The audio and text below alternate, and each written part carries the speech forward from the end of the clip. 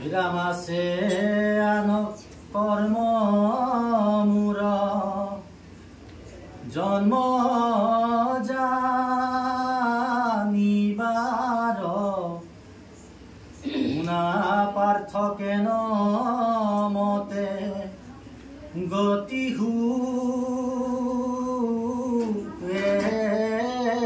তাৰ ক্ৰোধ লোভ মোহ এৰিবে কভয় মইহে পৰম প্ৰিয় কৰিবে আশ্ৰয়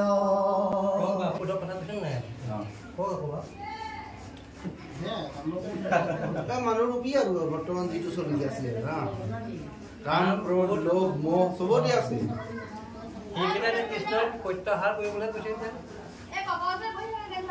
নাই মানৱী জীৱনত এইটো প্ৰত্যাহাৰ কৰিব নোৱাৰিব নোৱাৰিব মানুহ যেতিয়াই এই ভিতৰত কিমান কান্দে মই ওলাই যাম বুলি পেলাই অহাৰ লগে লগে কি কৰে চুপ হৈ যায় বাই বাই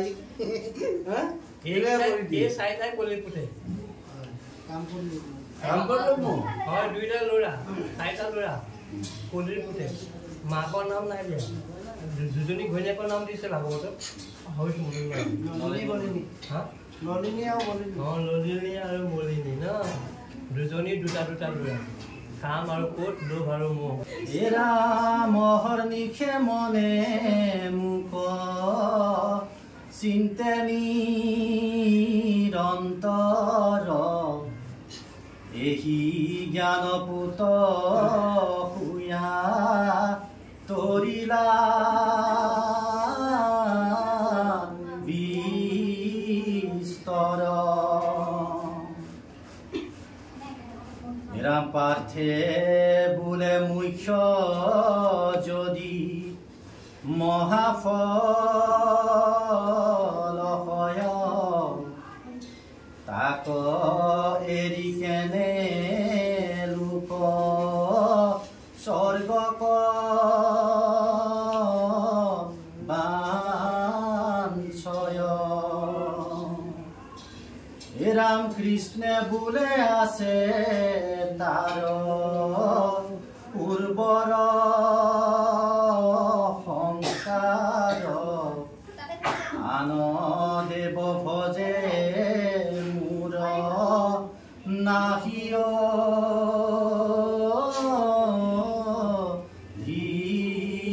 ধিকাৰ এৰাম যেন সংগমত দুখে সুখে মানে নৰ জীৱা সুখ মানে কিও জনে কমাতৰ ৰাম ভয় লাজ পাপ কন চাই প্ৰগতায় সুখে সাধে অল্প সুখ স্বৰ্গকে হীনয়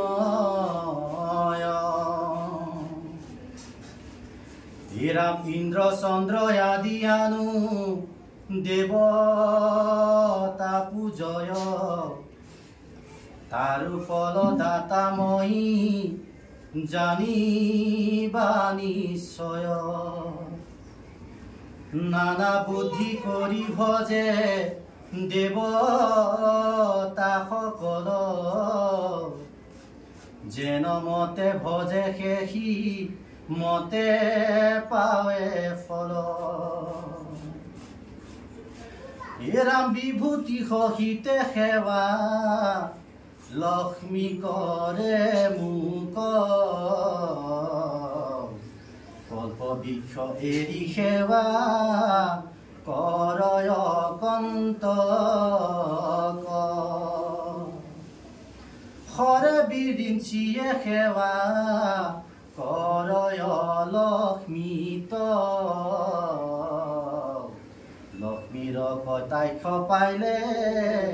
শুয়ে কৃত নিমিত্ত ৰাম যত সুখ ঐশ্বৰ্যৰ লক্ষ্মী হে অধিকাৰ হেন বিধ হেন বুদ্ধি নাই মই লক্ষ্মীৰ অৱতাৰ যদি বা সকামে থাকি মোৰ পূজা কৰে মই দত্ত ভোগ ভুঞ্জি তথাপি তুতৰে ৰামানুদেৱ ভজি যদি অল্প ফল পায় কিন্তু কৰ্মচিত্ৰে নষ্ট বিনাশক যায় ইয়াৰ আগৰ লাইনটো মই বুজি অকণমান হেৰি লাগিলে কথাটো কি মানে যত সুখ ঐশ্বৰ্য লক্ষ্মীকে অধিকাৰ ন হেন বুদ্ধি নাই মই লক্ষ্মীৰ অৱতাৰ যদি বা সকামে থাকি মূৰ পূজা কৰে মই দত্ত ভোগ বঞ্চি তথাপিতো তৰে ভাৱ ওলাই দিয়ক বা অকণমান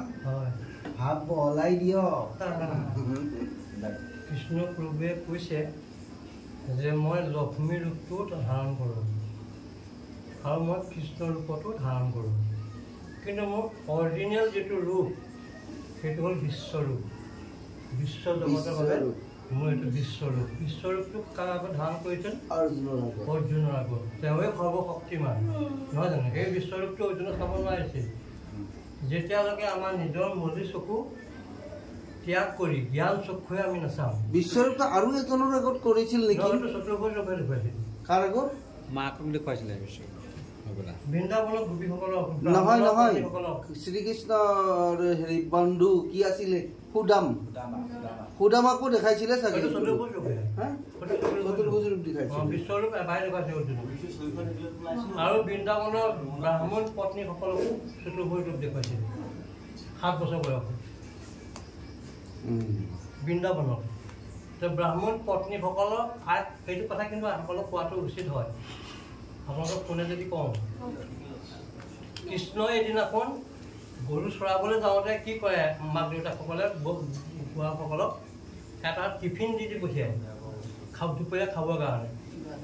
কিবা দুপৰীয়া ভোক লাগে ন গৰু চৰাই থাকোঁতে প্ৰতি ঘৰে ঘৰে এজন শিশু ল'ৰা যায় সেই শিশু ল'ৰাখিনি কৃষ্ণৰ মাকেও দি পঠিয়ায় যশোদায়ো কৃষ্ণ যশোদা মিলি চবৰে টিফিন কৃষ্ণই চবকে দি খায় আৰু কৃষ্ণই চবৰে পৰা খায় কিন্তু এদিনাখন এনেকুৱা এটা ঘটনা ঘটি আছে বৃন্দাবনত কৃষ্ণৰ ব্যক্তিৰেকে কোনেও নাজানে কেৱল কৃষ্ণইহে জানে ঘটনাটো কি হ'ল বিপ্ৰসকলে মানে ব্ৰাহ্মণ পণ্ডিতসকলে এটা যজ্ঞ পাতিছে বিষ্ণু যজ্ঞ ডাঙৰ যজ্ঞ এইটো বৃন্দাবনত সেই কথাটো কেৱল কৃষ্ণইহে জানে তাৰ বাহিৰে কোনেও নাজানে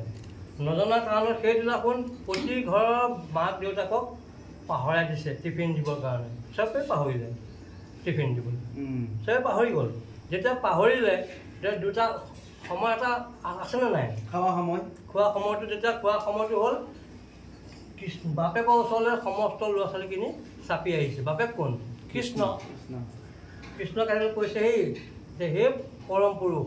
আমিতো তুমি কোন আমি জানোৱেই তুমি বৈকুণ্ঠৰ অধিপতি পৰম পুৰুষ ভগৱান শ্ৰীকৃষ্ণ গতিকে তোমাৰ ওচৰলৈ আমি কিয় চাপি আহিছোঁ আমাৰ ভোক লাগিছে সুধেৰে আমাক কৃষ্ণই আমাৰ আঁতৰ হৈছে প্ৰভু আমাক কিবা এটা খাবলৈ দিয়া কৃষ্ণই হাঁহি এটা মাৰি কৈছে চিন্তা নকৰিবা কালিয়াৰ পৰা আৰম্ভ হৈছে বিষ্ণু যজ্ঞ কিমান খাবা খাই তোমালোকে আমনিয়াই যাবা তোমালোকে এটা কাম কৰা 4জনক নিৰ্বাচন কৰিছে কৃষ্ণই ইয়াৰ পৰা প্ৰায় এক ফালামো নহয়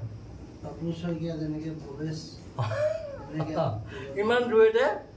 ব্ৰাহ্মণ পণ্ডিতসকলে যজ্ঞ পাতিছে সেই যজ্ঞস্থলীলৈ যোৱা আৰু সেইদিনাখন বলৰামো গৈছে গৰু চৰাবলৈ যে আমি দুইটা ককাই ভাই গৰু চৰাই আছোঁ কৃষ্ণ আৰু বলৰামৰ ভোক লাগিছে আপোনালোকৰ সেৱাৰ দ্ৰব্য কিছু কৰক কৃষ্ণ বলৰামে খুজিছে বুলি ক'লেই তেওঁলোকে তোমালোকক উদৈ পূৰাই চৰিয়া ভৰাই দিব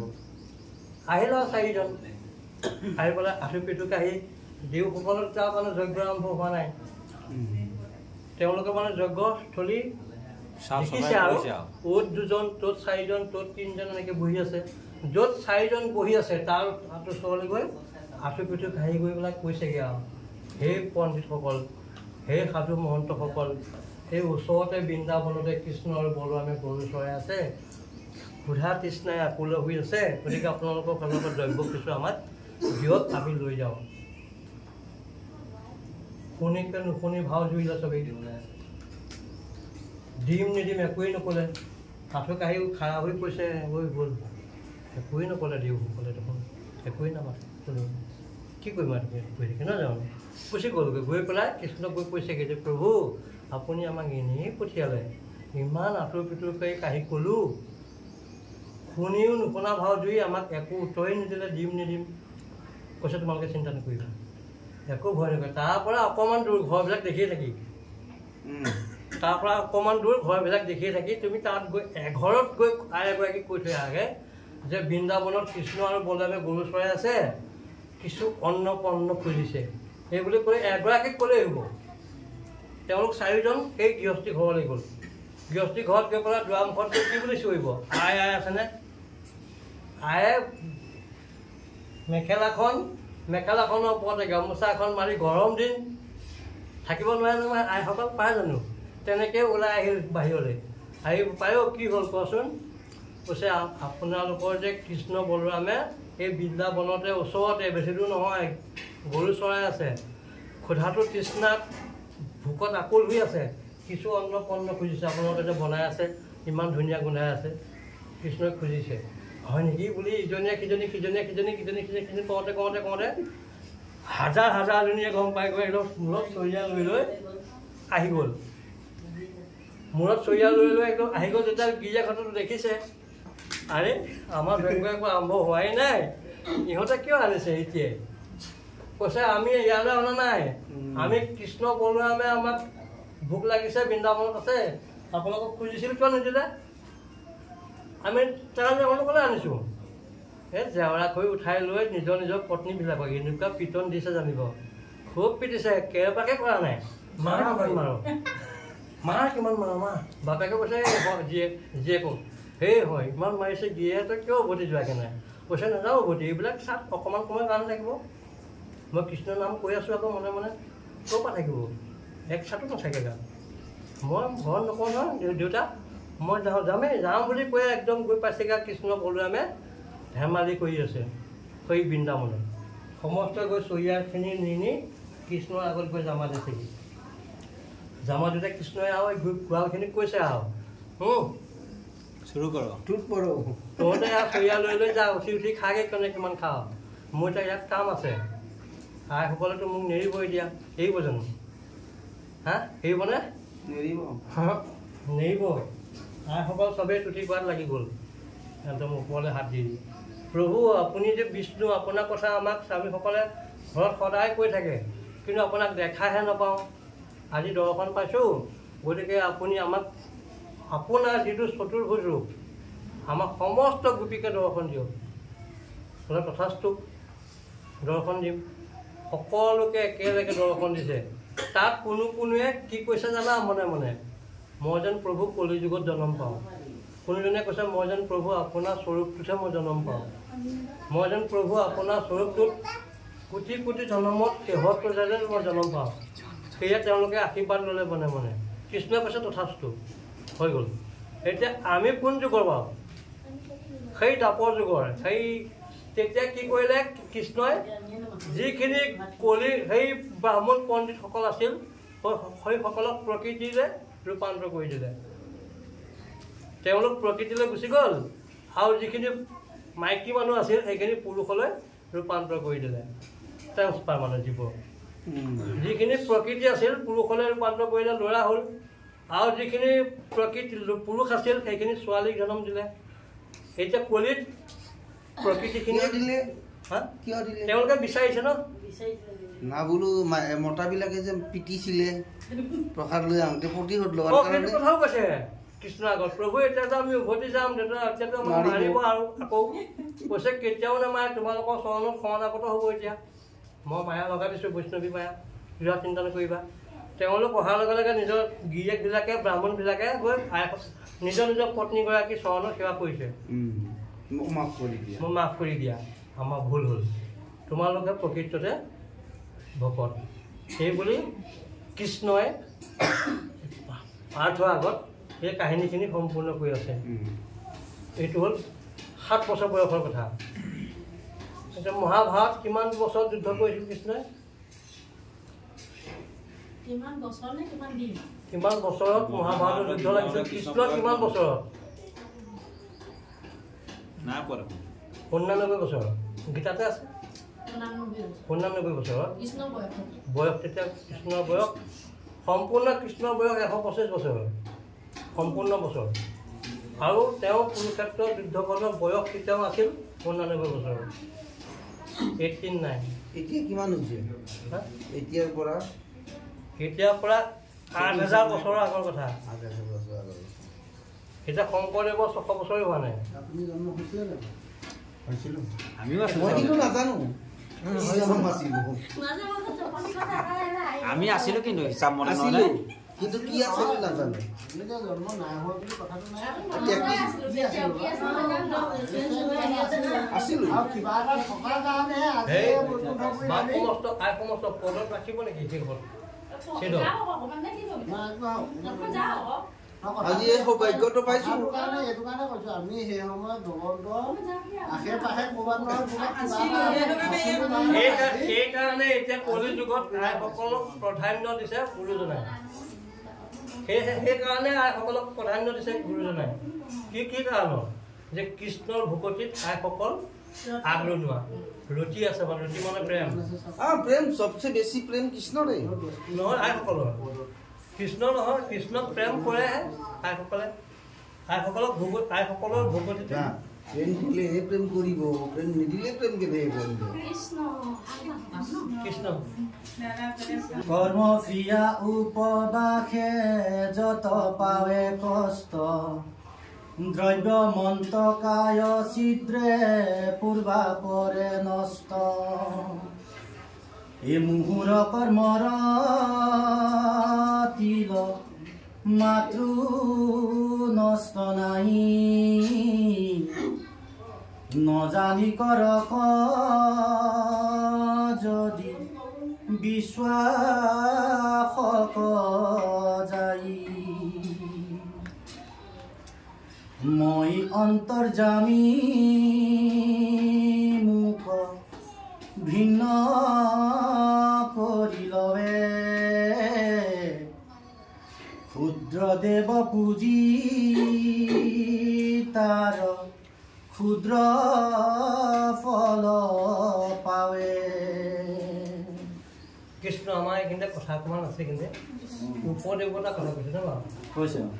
উপদেৱতা আমি কাক কাক পূজা কৰোঁ 1 নম্বৰ বিনাশকাৰীজন কোন শিৱ গণেশ বিনাশকাৰী বিনাশ আমাৰ কিছুমান বিনাশ হাৰণকাৰীজনৰ নামেই হ'ল গণেশ গণেশাই নম প্ৰথমে গণেশ নহয় গণেশাই নম নকৰাৰ কাৰণে ৰজা হৰিশ্চন্দ্ৰৰ বিলয় বিপত্তি কৰিছিলে হৰিশ্চন্দ্ৰক গণেশে কৈছিলে নাই কিন্তু এতিয়া আমাৰ গণেশৰ মূৰ্তি ক'ত নাই এতিয়া কথা হ'ল কি গণেশে ইমান পাৱাৰ দেখাবলৈ সক্ষম পালে ক'ত শ্ৰীকৃষ্ণৰ থাকোঁতে সবকা মালিক এক হয় না নহয় বা আমি যদি ভাবোঁ বা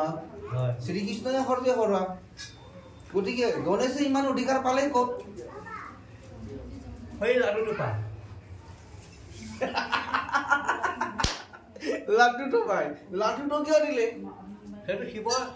শিৱৰ মানে কি পৰীক্ষা ভকতৰ পৰীক্ষা সেইটো ভকতৰ বা মই ক'বলৈ গ'লে চব সামৰি পেলাই ভগৱান এটাই যাকে কি নুবুজক কিয় পানী আগত ডাল পিছত ডাল ডালিত ডাল য'তে কি নাডাল পানী গুৰিতে যাই পাব গুৰিতে যাই পাব কিন্তু তাতো সেইটোৱে কৈছে আচলতে ভগৱানেও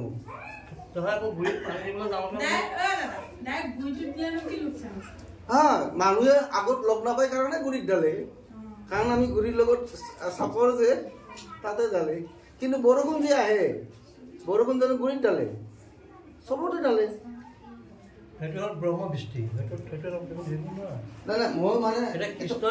উদাহৰণটো দিব দিছো মই গণেশে যে এনেকুৱা কৰিছে গণেশ ভগৱানে যে এনেকুৱা কৰিছে কিয় কৰিব পালে আমি যদি সৰ্বে সৰ্বা বুলি পেলাই যদি আমি শ্ৰীকৃষ্ণক মানুহে তেতিয়াহ'লে এনেকুৱা কিয় কৰিবলৈ পালে সেইকাৰণে কৃষ্ণই কৈছে না এতিয়া যে মোক পুজিলে পূজা সমস্তই পায় আৰু তাতে আৰু এটা কথা আছে আৰু একবাৰ এটা কাজিয়া হৈছিলে ইন্দ্ৰদেৱৰ লগত শ্ৰীকৃষ্ণৰ কাজিয়া হৈছিল নে কৈছিল গোকুলবাসীক কৈছিলে যে ইন্দ্ৰক কিয় পুজিব লাগে গোবৰ্ধন পৰ্বতক পূজা কৰ তো শ্ৰীকৃষ্ণ ইমান ডাঙৰ মানে আমাৰ ভগৱান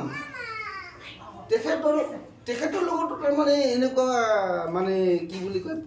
সেইটোকে কৈছে অহংকাৰী মানুহে ভগৱানক চিনি নাপায় এতিয়া হিৰণ্যকশিপুৱে কেনে ভগৱানক চিনি নাপালে প্ৰহ্লাদে নিজৰ সন্তান হৈ কেনেকৈ চিনি নাপালে এতিয়া ইন্দ্ৰ হ'ল স্বৰ্গৰ ৰজা তেওঁতো বহুত ধাৰ্মিক হ'ব লাগিছিলে য'ত দেৱতাসকল আছে দেৱতাসকলৰ ৰজা মানে দেৱতাক তেওঁ নেতৃত্ব দিয়ে আমি ভাবোঁ দেৱতা শ্ৰেষ্ঠ দেৱতাসকলক নেতৃত্ব দিয়াজন যদি অহংকাৰী হয় তেতিয়াহ'লে কেনেকৈ ভগৱানক চিনি পাব যদি চিনি পালেহেঁতেনে তেতিয়াহ'লে যিজনে হিৰণ্যকশিপুক বধ কৰিব সেইজনক মাৰিবলৈনো কয়াটো ধৰি দিয়ে নে যদি ইন্দ্ৰই চিনি পালেহেঁতেন যে কয়াটো গৰ্ভত হিৰণ্যকশিপুৰ মৃত্যু বীজটো আছে প্ৰহ্লাদ নহয়নে বাৰু তেতিয়াতো কয়াটোক ইন্দ্ৰই আদেশ নিদিয়ে যে ইয়াক ধৰি এইজনী মানুহজনী ধৰি আন মানে ইয়াক সুবিধা পাওঁতেই মাৰি পেলাব লাগে যেতিয়া মানে লৈ আহিছে বাটতে আহিলে নাৰায়ণ নাৰায়ণ কৰি তেওঁ আহি কি কৰিছা বোলে ইন্দ্ৰ কি কৰিছা বোলে সেই নাই এই যুগতে বোলে একে কৰিব বোলে একেবাৰে ডাঙৰ ভুলটো সেইটোৱে তোমাৰ যিটো পৰাই হিৰণ্যকশিপুৰ মৃত্যু হ'ল তেওঁকে তুমি মাৰিবলৈ বিচাৰিছা যাক লৈ তোমালোক জংঘলে জংঘলে ঘূৰি যাওঁ এইটো কথা যিজন আমি মায়াত বন্দী আমি হলো অহংকাৰী মানুহ অহংকাৰী হৈ থকাৰ কাৰণে আমাৰ চকুত এখন মানে পৰ্দা লাগি আছে যিখন পৰ্দা অৰ্জুনৰ চকুত আছে যেতিয়া তেওঁ দিব্য দৃষ্টি প্ৰদান কৰিছে তেতিয়াহে ভগৱানক চাব পৰ্দাখন আতিলে আমাৰ নাই দিব্য দৃষ্টি এই গতিকে আমি চাব কৃষ্ণ কৃষ্ণ কৃষ্ণ সেইকাৰণে গুৰিত পানী দিলে চবতে পায় বুলি কয় আৰু এটা কথা মনত ৰাখিব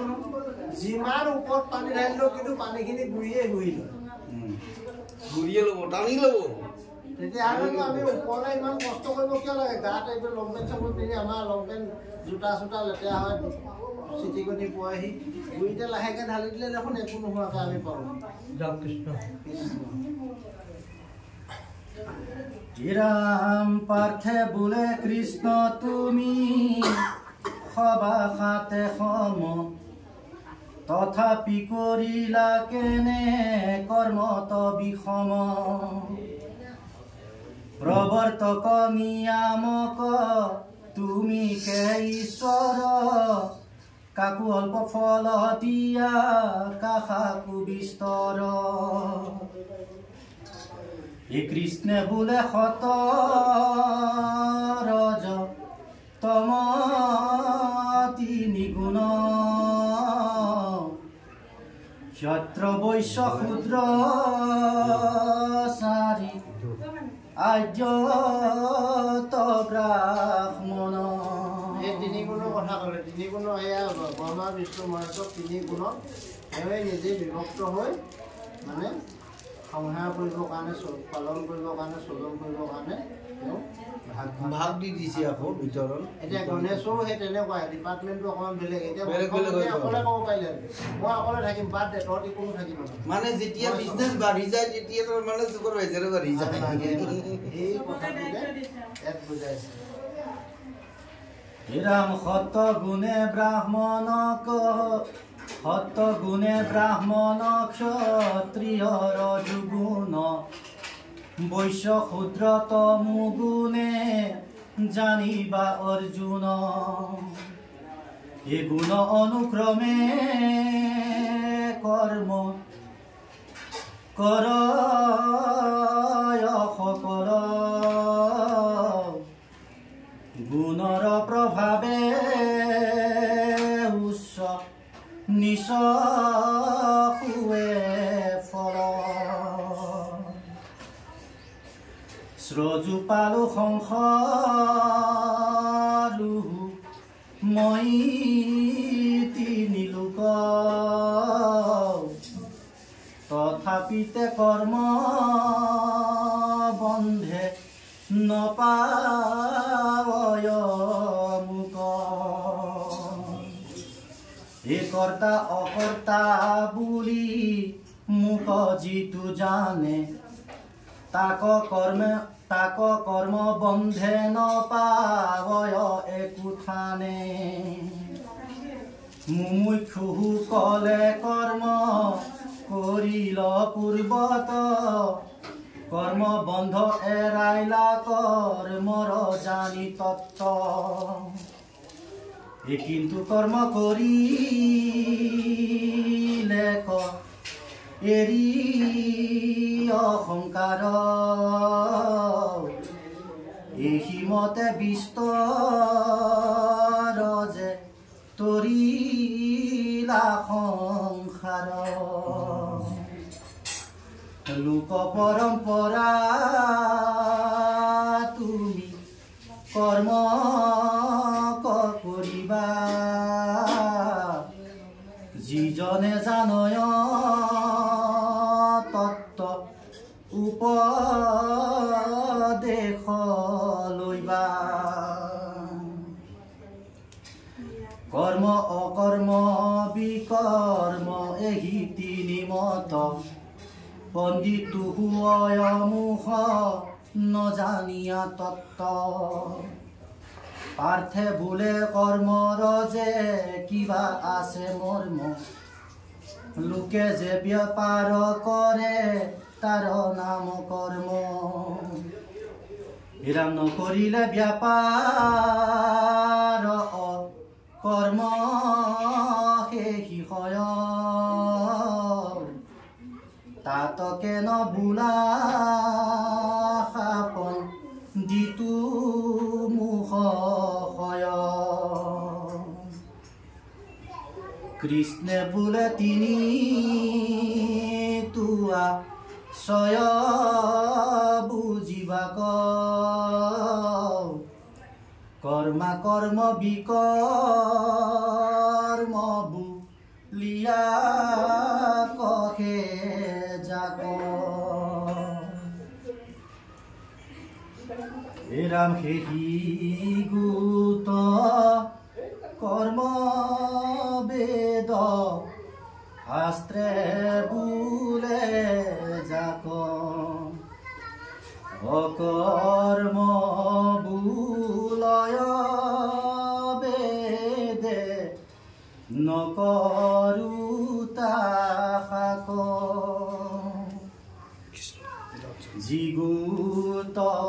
বিকৰ্ম তাত খুই প্ৰায়শ্চিত্ত ইহাৰ ততকে নপাৰে বুজিত যাক জানি সংসাৰৰ আপদতৰে পুন তাহাৰ ৰহস্য কহো শুনিও অৰ্জুন বিধি কহে বুলি কৰ্ম কবে সৰ্বনৰ কিন্তু নুবুজয় অৰ্থ বেদৰ বাক্যৰ এই স্বৰূপতে বেদ বাক্য মোৰ বুলি কবে সুখ মাত্ৰ কহি স্বৰ্গ পথ প্ৰৱৰ্তাবে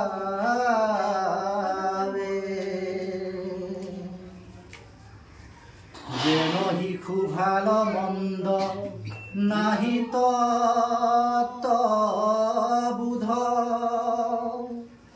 লাৰু বুলি লোভ দিয়া পিয়াইবে ঔষধ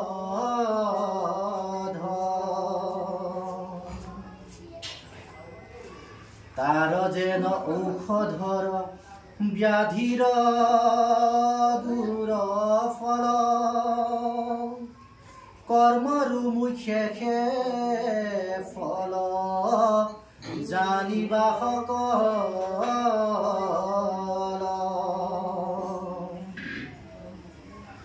বেদ জানো বুলি যিটো কৰে অহংকাৰ যিমতে উপজে বেদ ভেদ কহুতাৰ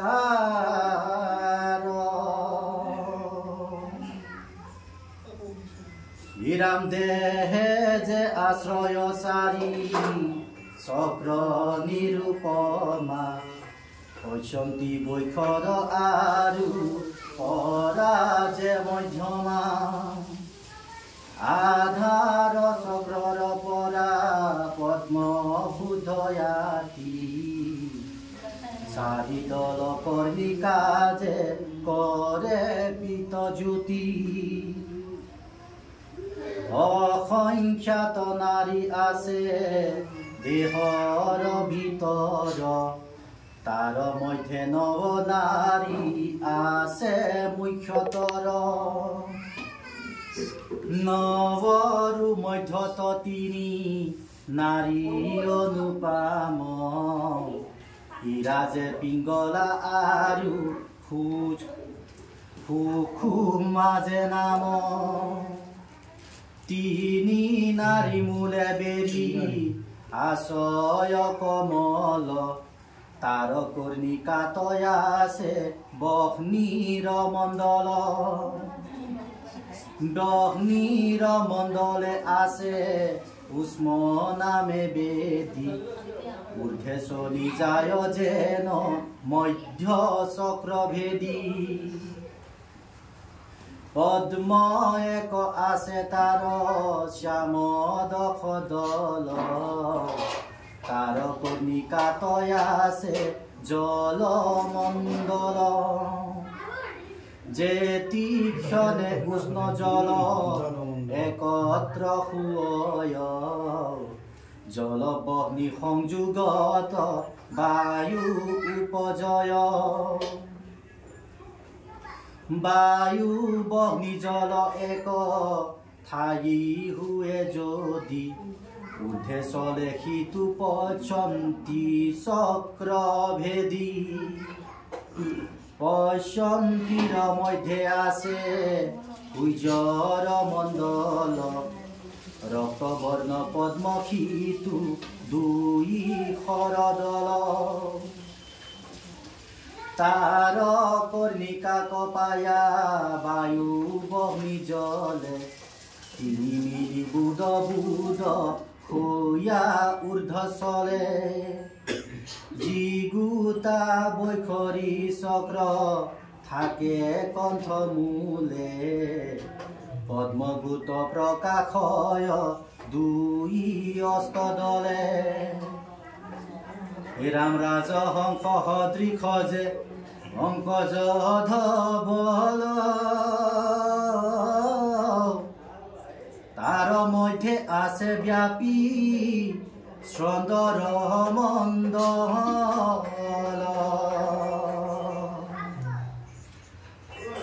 বৈখৰিক ভেদি যাই চন্দ্ৰ মণ্ডলত জল বুদ বুদে ফুৰৈ ত্ৰিবেণী তীৰ্থত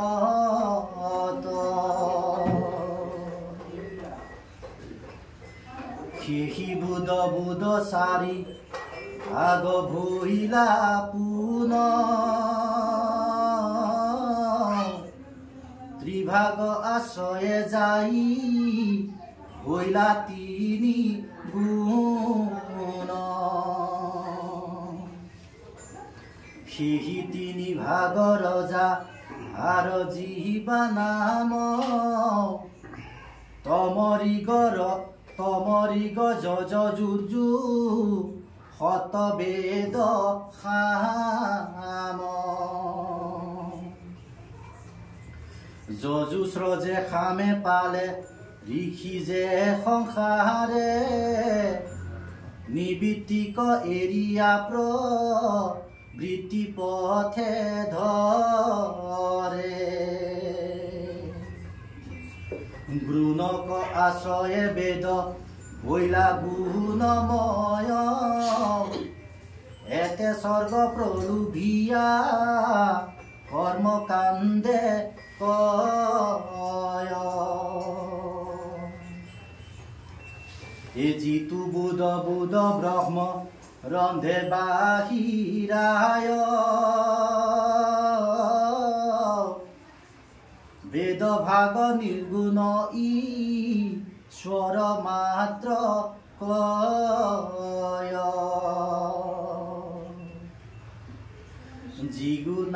জিগুতা নিবৃত্তি পথ ঈশ্বৰৰ মত এতে বেদ ভাগ বোলে জগত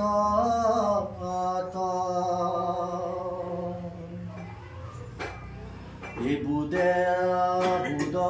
শুৱে শব্দ উঠে কণ্ঠে যায়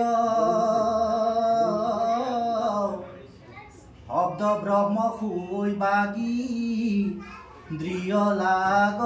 পায় বৰ্ণ ভৈলে ক্ৰমে বেদ শুয় পচাৰ পঢ়ে মাত্ৰ বেদ অৰ্থ নজানয়